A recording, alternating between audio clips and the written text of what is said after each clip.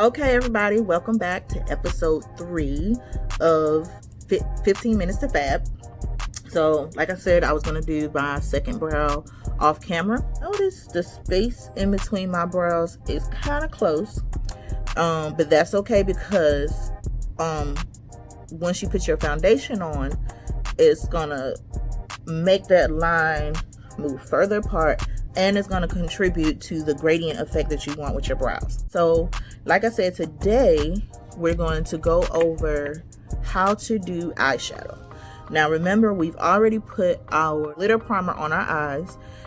If you don't have hooded eyes, if you have what's called deep set eyes, you don't really need to do that. Even if you have what's called monolid, again, you don't really need to do it because it's not going to help or change anything. So I'm just going to take a little bit of this white eyeshadow base, and you don't need a lot. This one, I don't know about other brands, but I've always used the NYX one because it goes a long way. But you do you want to blend that out. Like I said, blend out everything. And if you plan on putting eyeshadow down here too, you can put that under there as well. Just make sure you blend that out because you've already put your color corrector on. And I know I'm looking white, but like I said, once you put your colors on, your foundation on, you put your eyeshadow on, all that's gonna go away. My eyes, the crease is still there, but a lot of times if you have dealt with creases in your eyes, you know once you put something on your eyes, you would have product here and product here, but when you stretch your eyes, there's like a dip right there where the crease was. You see, I don't even have that issue. Now, this palette that I'm using is the James Charles palette by Morphe. Again, I'm only telling you the names of these products because that for the purpose of the video, so you know what I'm using. But like I said, I do not promote any other product over the other. I do have palettes in here that I paid $5 for. It's got 40 colors in it, and I got it from the hair store. I do see a difference in the quality of the product. Like with higher end eyeshadows, you tend to get more use out of it because it doesn't take as much product to get the pigment you want. However, you can still achieve that pigment with a cheaper one if you put the eyeshadow base on it, especially if you use a white one. Like I said, right now, today we're going to do eyeshadow. And the question that you guys posed was how to correctly apply and how to blend out the colors, how to do multiple colors on one eye look. So what I'm going to do today is I'm going to give you kind of like 2 looks. I'm going to show you how to take the same look and take it from day to night. So first, I'm going to take a blending brush, and I have several of them. Some are more fluffy than the other. You notice the difference. This one is angled and this one is not. This one is not as fluffy as my other ones. This one is way more fluffy than this one. And then I have one that's kind of like in between this one and the super fluffy. So those are my main blender brushes that I have, and it is a good idea, especially if you're getting used to blending your shadows, to have more than one, because you can use one for one color and use another one for another color, and then you can have a clean one that you use to just blend in those two, the stark line between the two colors that you just put on. So first, you want to take a color that's slightly darker than your skin tone. So this is what I'm using. In the camera, it kind of looks like a peachish color.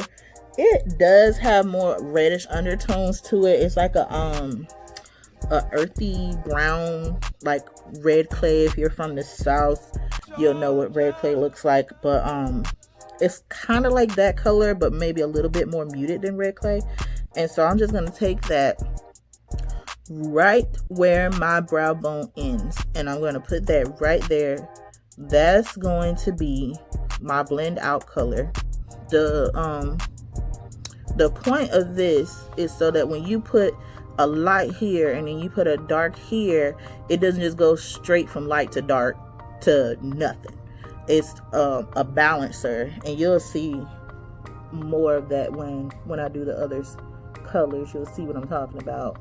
So you just want to put that right under your brow bone and bring it down in between the area between the bridge of your nose and your eye. And so I'm gonna take this darker brown color. I don't have the piece of paper that came with this thing that tells you the names of these colors, but if you have a darker brown color, just pop that right in the color right underneath your blend out color, and you're just gonna drag that down into the center of your eye. And see how it's still just a little bit dark right there?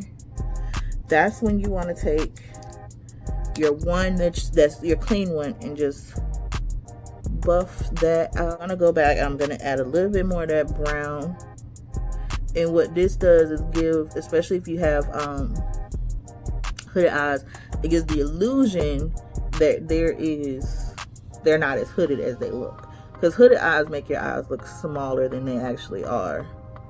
So just add that there. And if you're having a hard time blending out that darker line, just go back in over the top of it with your blend out color, and I'll show you how to do that. Let me see, I'm gonna put that there and make that super dark on that side. And then I'm gonna take a different one that's not been used, go back into that same blend out color and pop that right over top of that, and then take my clean blend out brush and buff it. And you see how that kind of like separates my bottom lid from the top part of my eye? Just try to make sure the colors are the same on both sides. You don't want two different looks on the same face.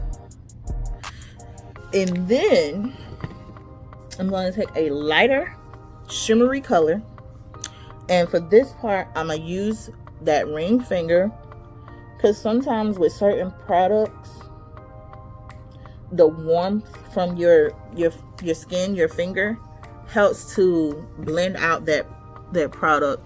And you just have to get more familiar with what you're using. You'll know the difference if it works better with a brush or if it works better with your finger. If you want just a little bit more dimension there, you can go in with that dark brown, dab once, and then dab into a black, and then dab into that brown, and then put that right into that V and blend that right back out. With this one, the dark part, you do not want to put that all the way over to this side of your eye. And then take your clean blend out brush and just buff right over that. Blend all the colors together. Yes, Lord. And get it there. Get that there.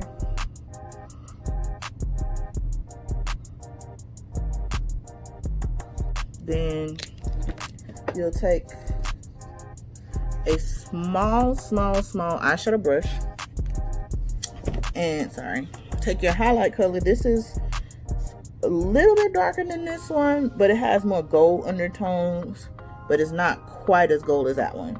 So that's going to be your brow highlighter, and you just pop that right there, and that brings light to the bony prominences of your eye. And the reason why you want to use a little one, because you don't want to get down too much into that brown color that you put on your eye. And then you can take your brush, your clean one, because you're pretty much, well, not the clean, yeah, your clean one, or the one that you use to go back into that that light brown, just go back over it and kind of blend in the two colors between the highlight and the blend out color. Just make that blend out color stand out just a little bit more, and it tones it down, makes that highlight look a little bit more natural. Now that's the first one. That's more of an everyday look. Now if you want to make it a little bit more, then you would take that same one that you use, that black. What you would do is put that V, come in about a quarter of the way, and this is just straight black, but you just bring that black out and you just keep blending it up, blend it up, and blend it down. And like I said, do not take that black all the way into the crease. Just stop it just right between there. And you know, take your time as you're learning how to do this. You are not going to be perfect the first time. I've been working on perfecting makeup for the past like 6 or 7 years. Since I went to cosmetology school, and I still make mistakes. We are still human, but I'm also still learning things. It takes a lot of effort. You're not gonna get it on the first time.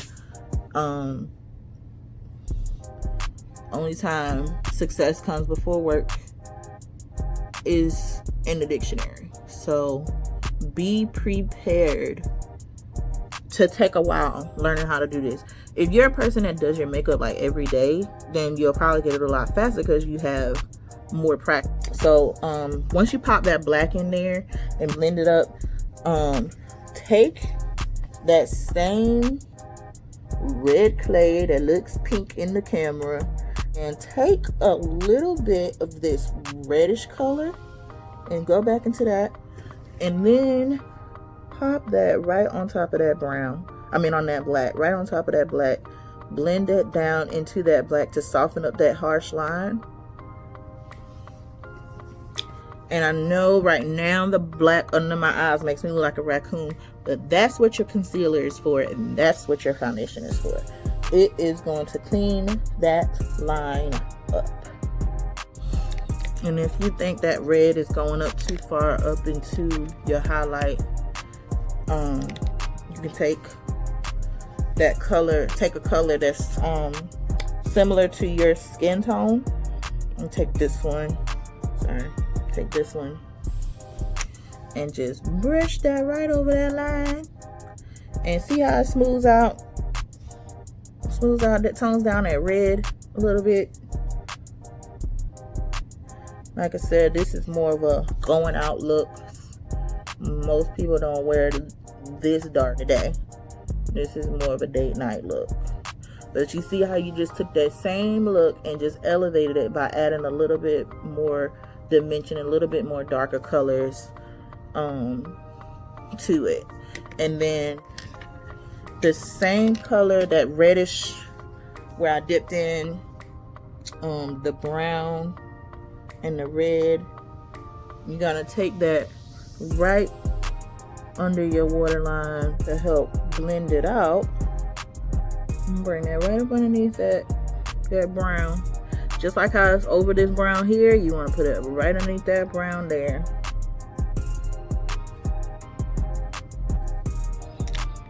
You have to be careful, but you can take your blending brush and tone it down some too. All right, so that's it for the smoky look. That's the two part. I'll see you guys in the next video next Monday. Be on the lookout.